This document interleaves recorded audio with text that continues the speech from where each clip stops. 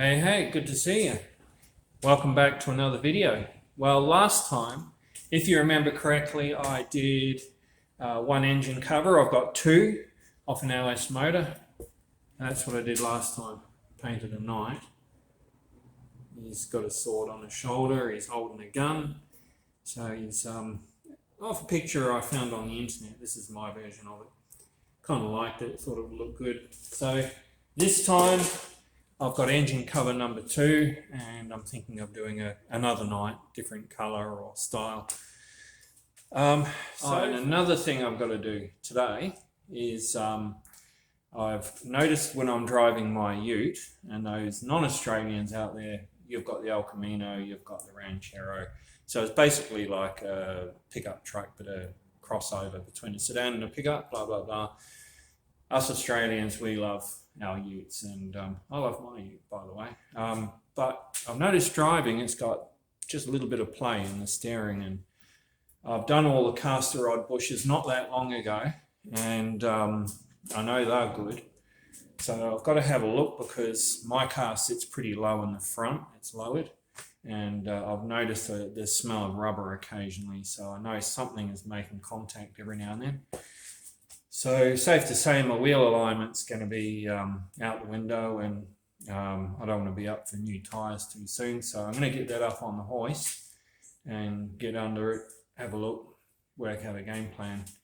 I did do another intro, and I did a perfect intro. I thought, wow, that turned out good. And then I went and deleted it, so as you do. So this is my second attempt. But anyway, between the airbrushing and getting my ute on the hoist, that's my plans for today. So stick around and hopefully give me a thumbs up. A thumb straight. Yep. Thumbs up and hit the subscribe button.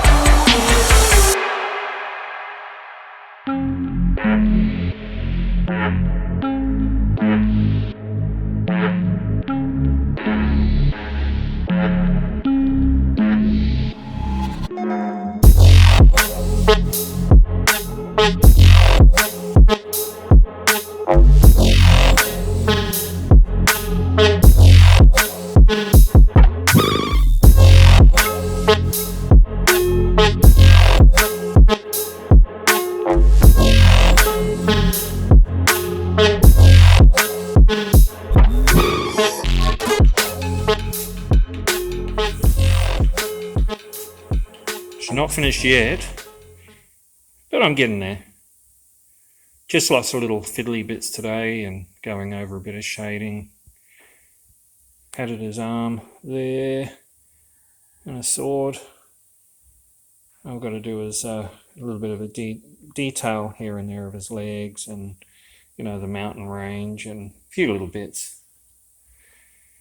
And I'll pick over this one again too before I'm finished, and then I'll clear them when I'm done.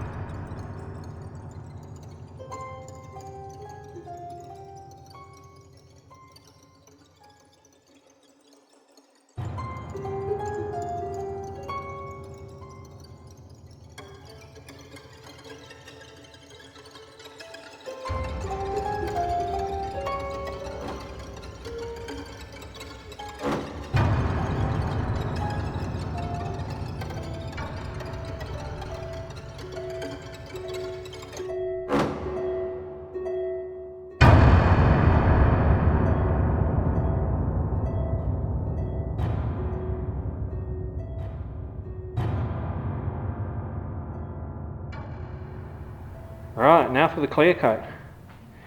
As usual, U-pole clear coat, and get the little red button, stick it underneath on the nozzle, and that'll release the hardener into there.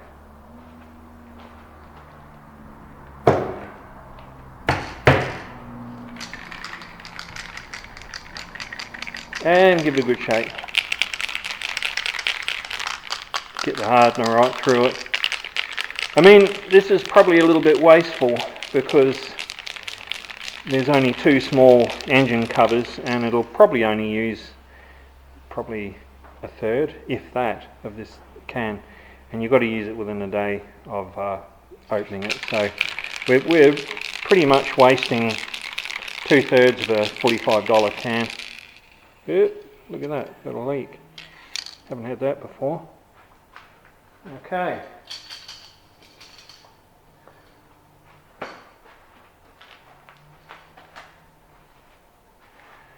Give that a wipe.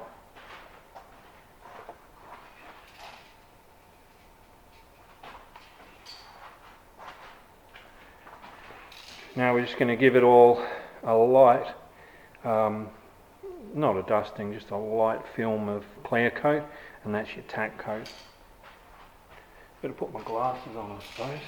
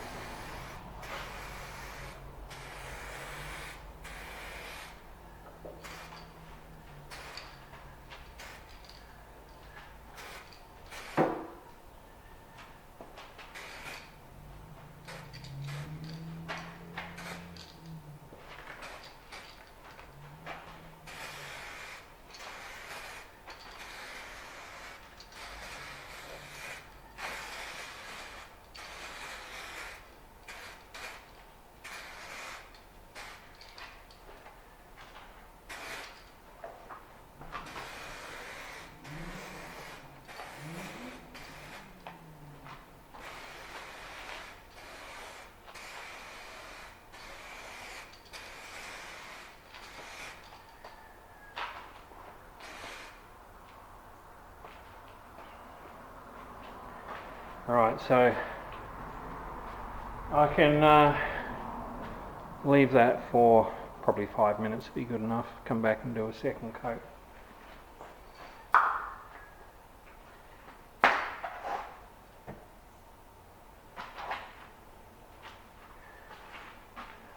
Gives me enough time for a cuppa.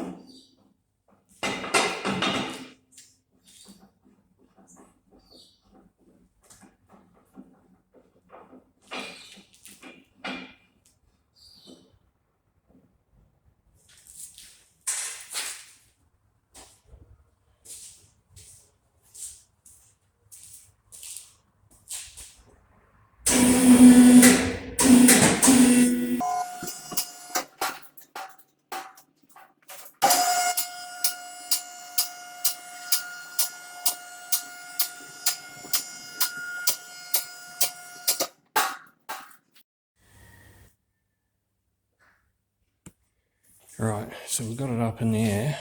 I might just get a light under there.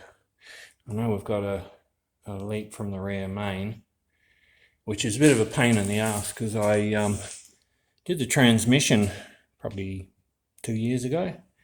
Put another Recon Tran in there, but the rear main wasn't an issue back then, so I didn't really know. But it was sort of after I put the trans in it, she started leaking, so I might try putting some of that stuff, rear main sealer stuff, I don't know what you call it. I'll have to get a bottle of that and see if that slows it down. So looking underneath, there's a bit of oil leak, that's for sure. But there's the caster rod bushes. I did those. So I did these bushes not that long ago, and I can't really feel a really bad wobble or anything in the steering. So I'm looking at the strut itself, this thing. So I do intend replacing the struts, putting new ones in, and I even thought about the idea of it sits fairly low, but just raising it up about 1/2 inch, give it that little bit of clearance. But looking at the tyres, I don't see any really bad wear. I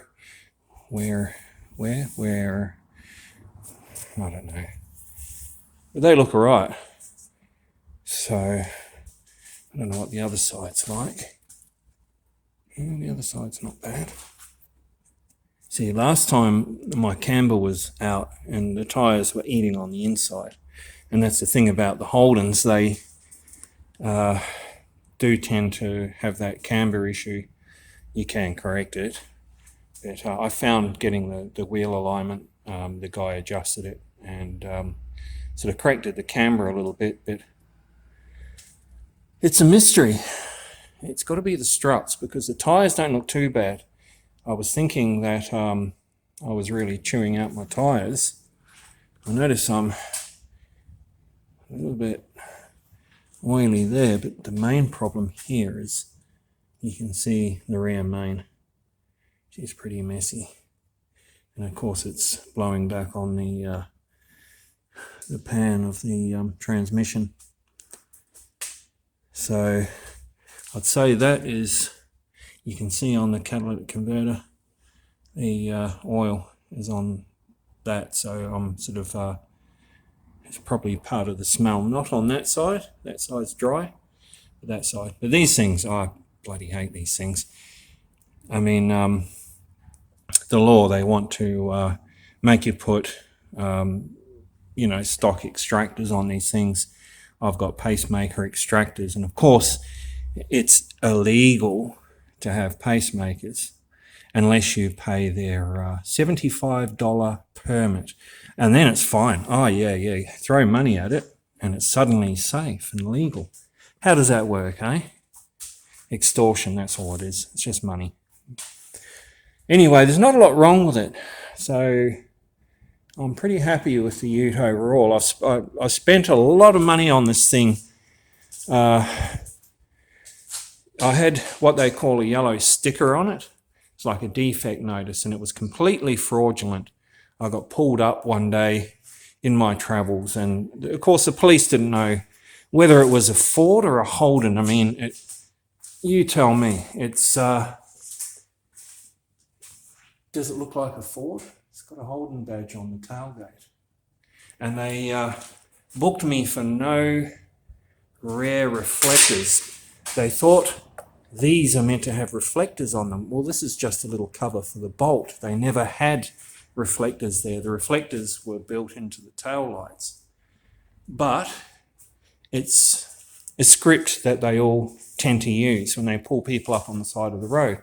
Oh, missing reflectors, and your car sits too low. Well, this doesn't sit too low. It was lower than this when I bought it. I know it's sitting up high and the wheels are hanging down, but I actually put stock springs in the back to raise it up a little bit because it was bottoming out, you know, sort of going over speed humps, and you know, you're driving and you hit bumps and the thing sort of bottoms out and scrapes, and I just got sick of doing that, so I chucked standard springs. But the lowest you can go is 100 millimeters under load, and this it clears that. Doesn't look like it. It looks like it sits way lower, but it doesn't. And the other thing was the catalytic converters, because it's meant to be an anti sort of pollution bullshit thing, but all it does is it restricts an engine. And I intend to gut these. And the other issue they had, or they picked the shit out of this thing. It was ridiculous. I got, don't know if you can see, the bonnet scoop. Well, that's the standard bonnet scoop for this model.